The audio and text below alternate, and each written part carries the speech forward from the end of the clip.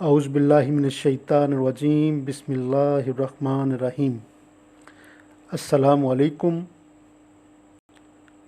University of education Lahore से MPhil Urdu semester दवम के पर्चा तहकीकी मकाला निगारी और असूल तदवीन के साथ मैं हूँ डॉक्टर शब्बीर हुसैन।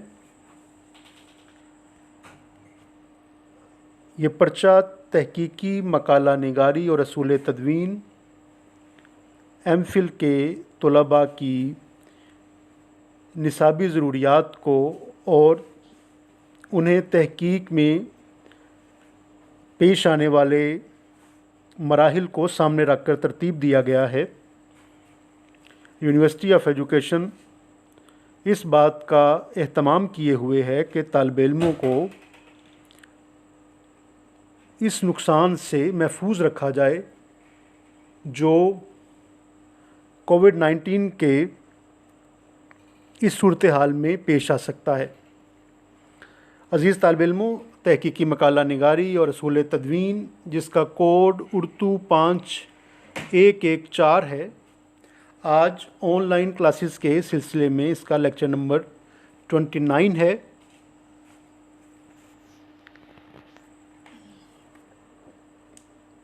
हम मवाद की फ़राहमी के हवाले से माख़ज़ात को डिस्कस कर रहे हैं। आइए देखते हैं गुज़श्ता लेक्चर में हमने क्या काम किया। गुज़श्ता लेक्चर में हमने डिस्कस किया था कि किस तरह से मुख्तलिफ़ तहरीरें जो किसी गुंबद पर, किसी मज़ार पर, लौह पर नक्श मिलती हैं, उससे कैसे कोई तहकीकी मवाद फ़राहम किया जाता है और वह कैसे सोर्स बन जाता है किसी रिसर्च में काम आने के लिए। इंटरव्यूज़, मुलाकात की क्या हैसियत होती है, बातचीत की रिकॉर्ड कैसे किया जाए, नोट लिया जाए, क्या चीज़ ज़्यादा फ़ायदेमंद हो सकती है। अगर अदीब नहीं मौजूद तो पसमानदगान से गुफ्तगू, और फिर हमने डॉक्टर ज्ञानचंद जैन की राय से इस्तिफ़ादा किया था। सवालनामे की अहमियत को देखा था। ये दो हमारे ख़ास मौजू थे। सवालनामा सोशल साइंसेज में कैसे काम आता है, हमने इस पर बात की थी। आज का हमारा मौजू गुज़श्ता से पेवस्ता है। आज का ये मौजू भी उसी सिलसिले की एक कड़ी है, गुज़श्ता से पेवस्त। अहम माख़ज़ किताब। अभी तक हमने बात की थी उन तहरीरों की जो उसने खुद से लिखी हों, ख़तूत लिखे हों, नकूश हों, असनात हों, सर्टिफिकेट्स हों। अब हम बात करते हैं किताबों की। किताबों की जो इक़साम हैं वैसे तो बहुत सी हैं। मतबूआ और कलमी किताबों में अमूमी तौर पर तकसीम किया जाता है। तबात जिन किताबों की होती है उनका हुज्जम अमूमी तौर पर यह समझा जाता है थोड़ा ज़्यादा होता है मखतूतात जो मौजूद होते हैं उनकी निस्बत, लेकिन ऐसा नहीं। अब मज़ीद जो है वो पम्फलेट भी एक किस्म है जिसकी बात डॉक्टर ज्ञानचंद जैन करते हैं। हम आपसे मज़मून के हवाले से बात करेंगे, लेकिन चूँकि हम समझते हैं कि ये मज़मून कई दहाइयाँ पहले लिखे हुए हैं, इसलिए हम इस पर बात करते हुए आज की जो सूरत हाल है तहकीक के हवाले से और जो हमारे पास जदीद निज़ाम मौजूद है तहकीकी मवाद को हासिल करने का, और जो न्यू टेक्निक हमारे पास मौजूद है, जिस तरह से आईटी ने रेवोल्यूशन के ज़रिए, इनकलाब के ज़रिए हम सबको ज़्यादा बाखबर कर दिया है, ज़्यादा एक दूसरे के साथ जोड़ दिया है, तो तहकीकी मवाद को हासिल करने में भी कदरे कुछ मामलात में हम आसान जो है वो आसानी महसूस करते हैं। चलिए चलते हैं अपने उस रेफरेंस की तरफ जो हमारा डॉक्टर ज्ञानचंद जैन के मज़मून के हवाले से है। अब लीजिए सबसे अहम माख़ज़ यानी किताब को। जरीदों को छोड़ दीजिए तो किताबों की मुतअद्दिद किस्में हैं। اول مطبوعہ اور قلمی میں تقسیم کیا جائے گا۔ مطبوعہ کتاب ضخیم بھی ہو سکتی ہے، اوسط حجم کی بھی، اور 40-50 سے لے کر 100 صفحے تک بھی۔ رسالے کی اصطلاح ایک طرح 15 روز یا اس سے زیادہ وقفے سے نکلنے والے فصل نامے کے لیے استعمال ہوتی ہے۔ دوسری طرف پتلی کتاب کے لیے بھی، پتلی کتاب یہ پمفلٹ کا ترجمہ کر رہے ہیں، جسے انگریزی میں پمفلٹ کہتے ہیں۔ کتابیں بہت زیادہ تعداد میں ملتی ہیں، یہ روز افزوں ہیں۔ ہندوستان میں اردو میں ہر سال 300-400 ادبی کتابیں شائع ہوتی ہیں۔ پاکستان میں ان کی تعداد کہیں زیادہ ہوگی۔ ذرا مغربی لائبریریوں کی کیفیت ملاحظہ ہو۔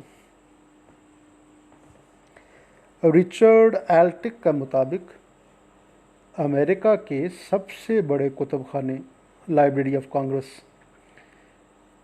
1967 میں 1.25 کروڑ کتابیں اور 16 لاکھ دوسری جلدیں، جنہیں جریدے یا رسالے کہہ رہے ہوں گے، موجود تھیں۔ دوسرے نمبر کی library new York public library 70 lakh کتابیں مختلف اقسام کی ہیں، 90 لاکھ خطی تحریریں بھی ہیں جنہیں ہم مخطوطات کہہ رہے ہیں۔ اس حوالے سے طلباء آپ کو یہ بات دہراتے ہوئے ہم نئے سرے سے بھی دیکھ سکتے ہیں کہ اس وقت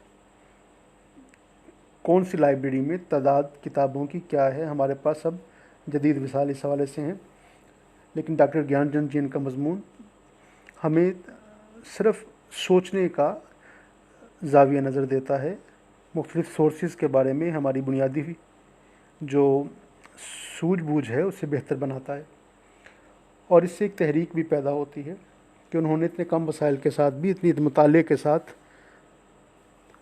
اور کتب بینی سے مدد لیتے ہوئے اپنے آپ کو کتنا اپڈیٹ رکھا۔ اسی طرح سے ہمارے یہاں کے محققین نے بھی۔ کولمبیا یونیورسٹی نیو یارک میں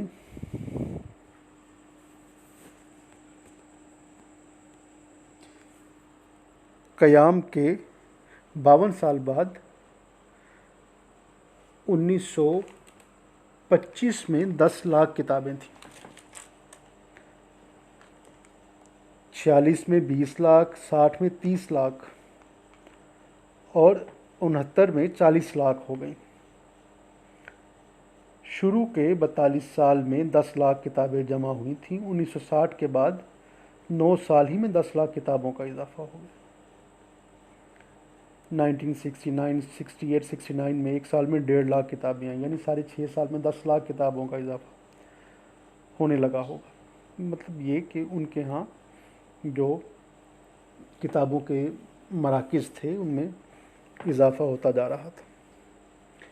امریکہ میں بعض موضوعات کی خصوصی لائبریریاں ہوتی ہیں، مثلا ڈاکٹری کتابوں کی، انجینئرنگ کی، ادب کی، اسپیشل لائبریریاں جسے ہم کہتے ہیں ڈیڈیکیٹڈ، یہ فلاں کام کے لیے وقف ہے۔ بعض لائبریریوں میں خصوصی مواد کے ذخیرے ہوتے ہیں، ان کی تفصیل ایک ڈائریکٹری میں فراہم کر دی گئی ہے، وہ نیچے اس کا کتاب کا حوالہ ہے۔ ہمارے یہاں بھی خصوصی اداروں میں ان کے مخصوص مضامین کی کتابیں کافی مقدار میں ہونی چاہیے۔ یہاں ہوتی بھی ہیں، اگر آپ ٹیکنیکل ادارے کسی میں چلے جائیں جو بھی ٹیوٹا کے اندر ہے تو وہاں پر لائبریریاں بنائی ہوئی ہیں، اور انہوں نے اس کے اندر کتابوں کا ایک معقول ذخیرہ موجود ہے۔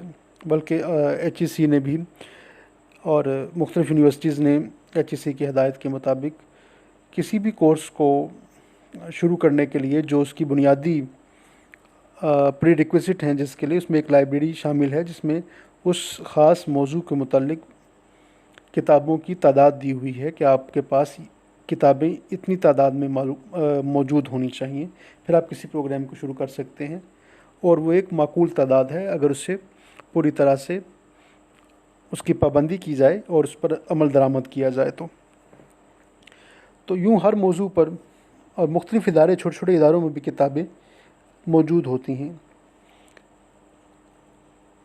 یا کم از کم صفحات پر یعنی ڈاکومنٹیشن کرتے ہوئے موجود ہوتی ہیں، انہیں وہاں موجود ہونا چاہیے۔ ہمارے یہاں بھی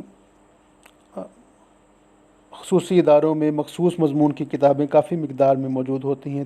طیبہ کالج میں طب کی، دارالعلوم دیوبند اور ندوۃ العلماء لکھنؤ میں اسلامیات کی، خصوصی اداروں سے ہٹ کر کسی ایک مضمون یا شعبے کی لائبریریاں نہیں۔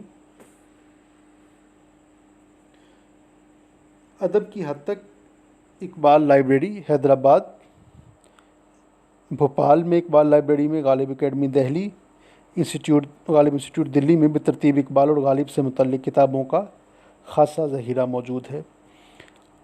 پاکستان کی اقبال اکیڈمی کا بھی یہی عالم ہوگا۔ یقیناً اب اس کی صورتحال بھی روز افزوں ہو رہی ہے۔ اب یہ ذمہ داری بھی جو ہے وہ محفوظ ہاتھوں میں ہمیں دکھائی دیتی ہے، اور اس میں ایک خاص ایکٹیویٹی بھی اور کتابوں کا بھی ذخیرہ جو ہے موجود ہے۔ اردو میں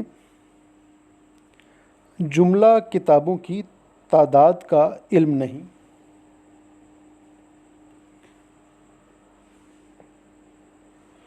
مولوی عبدالحق کی قاموس الکتب کی جلد اول، جو کتابوں کی انہوں نے تھیسورس بنایا تھا، مذہبی کتابوں کے لیے مخصوص ہے اور اس میں 40,000 کتابوں کا ذکر ہے۔ اس سے اندازہ ہوتا ہے کہ جملہ مطبوعہ کتابوں کی تعداد کئی لاکھ ہوگی۔ ظاہر ہے ایسی کتابوں بالخصوص عوامی پتلی کتابوں کی تعداد کثیر ہوگی، پمفلٹ، عام پبلک پمفلٹ جو ہوتے ہیں اویئرنیس کے، جو لائبریریوں میں جگہ پانے کی سزاوار نہیں ہوتی۔ اب بات کرتے ہیں مخطوطات کی، تو مخطوطات کی بھی ایک خاصی تعداد موجود ہے۔ جو کتابوں کے ساتھ ہم مخطوطات کو لے رہے ہیں، جس طرح ہم نے مطبوعہ کتب کو لیا تھا، اس کے بعد اب دوسری جو اس کی قسم جو طے کی انہوں نے وہ مخطوطات کی ہے۔ تو مخطوطات میں متعدد اور کئی طرح سے موجود ہے۔ آرکائیوز میں بھی موجود ہے، جو سرکاری آرکائیوز ہیں ریاستی، ان میں بھی۔ پھر ہم نے فارسی کے مخطوطات کو بھی اردو کے کلاسیکی مخطوطات کے طور پر چونکہ شامل رکھا ہوا ہے، اس لیے اس کی تعداد بہت زیادہ ہو جاتی ہے، اور زبان سے پھیل کر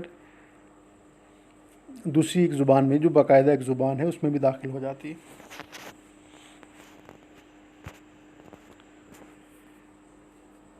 بہت اہم کتب خانے ہمیں ملتے ہیں مخطوطات کے حوالے سے۔ یہاں انہوں نے انڈیا کے دیا ہوا ہے، ذکر کیا ہوا ہے۔ رضا لائبریری رامپور ہے، خدا بخش لائبریری پٹنہ ہے، Anjuman Taraqqi Urdu Hindi library Delhi, Muslim university library Aligarh, government oriental manuscript library Hyderabad والی۔ اس طرح اور بھی ادارے ادبیات، Urdu library Hyderabad, Osmania university library Hyderabad ہمارے پاس یہاں پر جو ہے وہ موجود ہیں۔ آپ کو مختلف ذخیرے کتابوں کے مل جاتے ہیں۔ پھر ذاتی کتب خانے مسعود حسن رضوی صاحب کا ہے، مہاراجہ محمود آباد جو مولوی عبدالحق صاحب کا، ہمارے یہاں بے شمار جو ہے وہ اچھے، ہم نے سارے خزانے بعد میں جمع ہوئے آ کر جو ہے وہ پنجاب یونیورسٹی کو دیے گئے اور گورنمنٹ کالج میں ہیں۔ بہت سی نادر کتابیں جو ہیں آپ کو اس حوالے سے مل جاتی ہیں۔ مشفق خواجہ صاحب کے ہاں بھی لائبریری جو ہے وہ کثیر تھی۔ مولوی عبدالحق صاحب نے بھی اپنی کتابیں جو ہیں وہ انجمن کو دیں۔ یوں بے شمار ذاتی کتب خانے جو ہیں ان کے اندر بھی مخطوطات موجود ہیں، اور وہ بھی کثیر تعداد میں موجود ہیں۔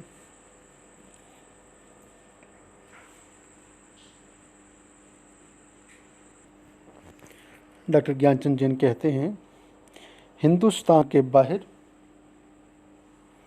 بیرونی ممالک میں اردو مطبوعات و مخطوطات کے بیش بہا ذخیرے ہیں۔ پاکستان میں انجمن ترقی اردو پاکستان کا کتب خانہ بہت شاندار ہے۔ اب اس کے مخطوطے نیشنل میوزیم کراچی میں منتقل کر دیے گئے ہیں۔ پنجاب یونیورسٹی لائبریری لاہور اور پبلک لائبریری لاہور میں بھی اچھے ذخیرے ہیں۔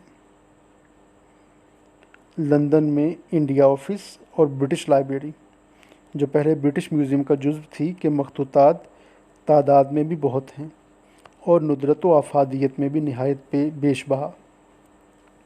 بالڈین library Oxford, Edinburgh university library, Paris کی نیشنل لائبریری میں بھی اردو فارسی دونوں کے مخطوطات کے اچھے مخزن ہیں۔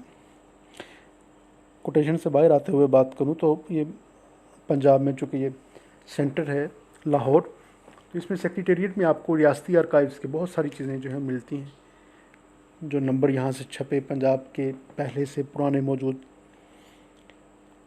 بعض والیان ملک کے کتب خانوں میں کبھی کبھی غیر متوقع طور پر قیمتی نسخے مل جاتے ہیں۔ بہار میں بتیا راج کے کتب خانے میں دیوان زاہد کا نسخہ ملا۔ پٹیالے کے کتب خانے میں دیوان آبرو ہے۔ ٹیکم گھر مدھیہ پردیش کی راج لائبریری میں عیسوی خاں بہادر، صاحب قصہ مہر افروز و دلبر کی ایک اور کتاب، اس کی بھی شرح بتا رہے ہیں، وہاں موجود ہے کتاب بہاری سدسئی، جس میں ورق کے ایک صفحے پر اردو میں اور مقابل کے صفحے میں ہندی میں شرح دی ہے۔ ایک صفحے پر اردو ہے، اس کے سامنے دوسری جواب ہندی۔ ٹونک میں تو ایک انسٹیٹیوٹ ہی بنا دیا گیا ہے۔ اب بھی مجہول مقامات پر مجہول مالکوں کے پاس مخطوطات ہیں جنہیں وہ فروخت کرنے پر آمادہ ہیں، لیکن ان تک خریدار نہیں پہنچ پاتا۔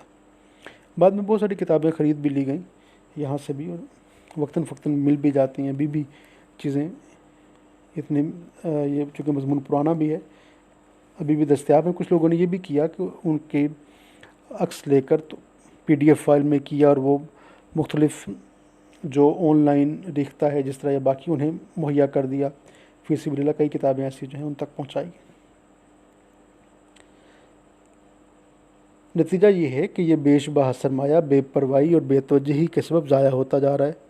ان مخطوطات کا کسی کو علم ہی نہیں۔ کاشی ناگری بنارس کم از کم 1933 سے ایک اسکیم چلا رہی ہے کہ اس کے علم دوست، اثار پسند ریسرچ اسکالر ملک میں نکل جاتے ہیں، جگہ جگہ نجی کتب خانوں کے مخطوطات کو کھوج کر ان کی وضاحتی فہرست بناتے ہیں، اور ان اسکالروں کو وہ اس وقت میں ماہانہ عشائیہ بھی دیا کرتے تھے۔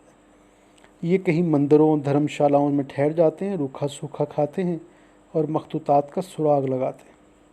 بہت محنت طلب کام ہے۔ یہ تھا اس وقت میں جو جسے حقیقی محقق کہتے تھے، مشکل کام تھا بڑا۔ اب تو چیزیں آسان بھی ہو چکی ہیں۔ ان کے جمع کیے ہوئے مواد سے ناگری پرچارنی سبھا ہر 3 سال بعد کتابی شکل میں کھوج رپورٹ شائع کرتی ہے کہ لیں جی یہ ہمارا جو ریسرچ فائنڈنگز ہیں وہ یہ ہیں۔ جو مخطوطات کی وضاحتی فہرست ہوتی ہے، میں نے ایسی بعض رپورٹیں دیکھی ہیں۔ پھر وہ سوال کرتے ہیں کہ کیا اردو میں ایسا ممکن ہے؟ ہمارے یہاں نئے اسکالر اتنی اہلیت نہیں رکھتے۔ یہ پھر وہ ایک الگ بحث ہے۔ یقیناً ہمارے بزرگ اور جو ہم سے پہلے لوگ تحقیق کے میدان میں رہے، جفاکش تھے، محنتی تھے، خوش نیت تھے، اور انہوں نے ہمارے لیے راستے کشادہ کیے۔ لیکن اس کے ساتھ ہمارے آج کے جو نوجوان تحقیق کے میدان میں ہیں وہ بھی کم ہمت نہیں ہیں۔ ہمیں پوری امید ہے کہ وہ بھی، آپ سب طلباء بھی اسی طرح سے محنت سے، جفاکشی سے اور خوش نیتی سے کام کرتے ہوئے اردو میں تحقیق کے مقام اور مرتبے کو بلند کریں گے۔ عزیز طلباء، ہم نے آج مخطوطات کے حوالے سے اور کتابوں کے حوالے سے اور ذخیروں کے حوالے سے جو مخطوطات کے مختلف جگہ پر موجود ہیں اور وہ تحقیقی مواد بننے کی صلاحیت رکھتے ہیں، ان پر بات کی ہے۔ اس سے ہمیں تحریک ملتی ہے اور بہت کچھ سیکھنے کو ملا۔ اگلے لیکچر میں ہم اسی سلسلے کو آگے بڑھائیں گے اور مواد کی فراہمی کے حوالے سے مزید سورسز کو ڈسکس کریں گے۔ امید کرتا ہوں کہ آپ اس کے نوٹس ساتھ ساتھ لیتے رہیں گے، چیزوں کو دہراتے رہیں گے، ان کتابوں کو اور مضامین کو جن کا ذکر گاہے گاہے آتا ہے انہیں بھی آپ دیکھتے ہوں گے، اور وہ آپ کے لیے مزید رہنمائی کا سبب بنیں گے۔ اگلے لیکچر تک کے لیے اجازت دیجیے۔ اللہ آپ کا حامی و ناصر ہو۔ اللہ نگہبان۔